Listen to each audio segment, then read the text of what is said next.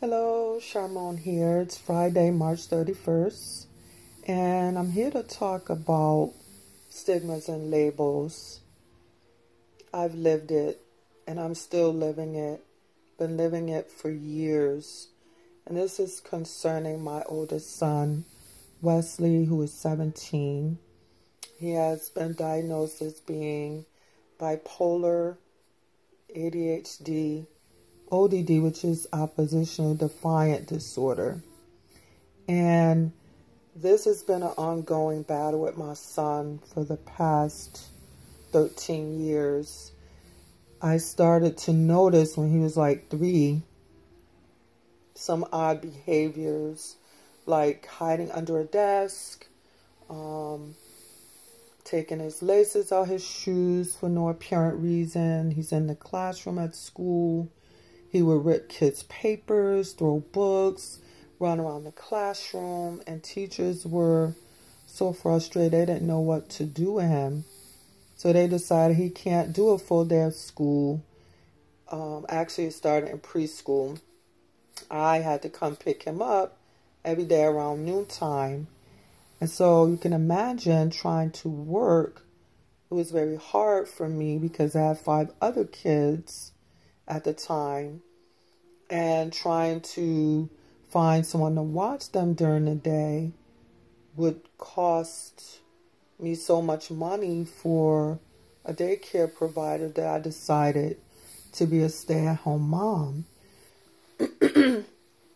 At that time, I had lost my job at the bank. I was there for 6 years, but I got laid off, and I figured I'll get another job. But the job market changed and my family structure had changed. I had more kids, and I decided to stay home and take care of my kids and save money. And I figured once they get into kindergarten, I'll go back to school or either find a job. Well, that didn't work out, of course, because my son, like I said, every day had to be sent home after lunch. And this went on until he got into the 3rd grade. Finally transferring from one school to another, he exhibited the same behaviors. They didn't get better, they got worse. So the school psychologist decided to figure out what's going on, and she did an evaluation, and that was how he was diagnosed as ADHD ODD. So a referral was made to a clinic to see a psychiatrist, and by that time I'm angry because I didn't really understand mental health. I didn't understand about psychotropic drugs, which are used to help with mood disorder, ADHD, and many other diagnoses. But the Adderall medication he was prescribed was to help with concentration and to help him settle down the hyperactivity. Excuse me. So, also Risperdal was prescribed for the impulsivity. He had this impulse to run around and just tear up stuff and rip kids' papers. He couldn't control it. It was out of control. And that's because it has to do with chemical imbalance in the brain. And these drugs are supposed to help with those things. So I'm taking him to therapy, and he's taking the medication. It seemed to help, but the behaviors didn't get any better. And by that time, I moved out of Hartford to Manchester Public Schools, and he's in 5th grade by then. And the behaviors escalated where, again, he would go to school full-time, but it turns out he needed to go home after lunch. And it was the continuous phone calls about his behavior. It was always focusing on the negative And I came up with the idea of positive reinforcement. Find those things that are positive about my son and kind of set up a reward system. I did it at home and they do it at school. If you could do so many things in a day or by the end of the week, if your behavior was up to par, you could earn extra time at gym, or you could go visit another class that you like with the teacher, things like that. And at home, you could earn a toy. It doesn't have to be expensive, a video game or something like that. Fine. By that time, out here, the elementary school only goes to the 5th grade. So he finished there, and we decided to put him in a magnet school in Bloomfield for the 6th through 12th grade. And he did pretty good from the 6th to the 9th grade.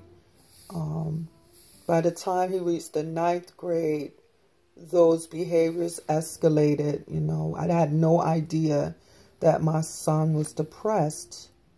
Now, understand that sometimes when people exert anger, they're really depressed. And they don't want anyone to know, so it comes out as anger. They hide it. So going back and forth to see the psychiatrist, he decides to take him off the Adderall because my son was losing weight rapidly. And the Risperdal was no longer working by itself. So by now it's the 9th grade. And one day, while he was at school and he was about to leave and get on the bus to go home, a boy decided to swing at him. I guess they had a beef going on for a while. And my son beat him up. And the school became very hyper-vigilant and thought my son was the aggressor, which was the other way around. I saw the video, but they took him off the bus. He wasn't allowed to ride the bus anymore. And here I am in Manchester trying to drive to Bloomfield every morning in the traffic. I couldn't do it. I mean, I had 5 other kids going to school, making sure they get, it wasn't going to work. So I decided to put him at the mainstream high school, Manchester High. And the beginning of the year, it was okay. But then his behavior escalated because other kids wanted to fight him for whatever reason. And his grades just plummeted. He was failing everything. And so it was determined that he wasn't special ed, but he needed a 504 plan. So me and the powers that be get together and we come up with a plan to help him, like chunks of time to finish assignments, extra time for tests, move his seat to the front of the room, organize folders, all these different things. And that didn't work. My son just pretty much gave up. He didn't try anymore. And I want to tell you why. Because it started with that seed of rejection. That seed of rejection was planted in my son from a very early age. From teachers and other people in authority who couldn't do anything with my son. And instead of problem solving, they just didn't want to be bothered with him. They threw him to the wayside. And in other words, they never said this, but pretty much he was my problem. So here I am trying to get my life on track. I wanted to go back to work, but I couldn't because my son really had a lot of issues.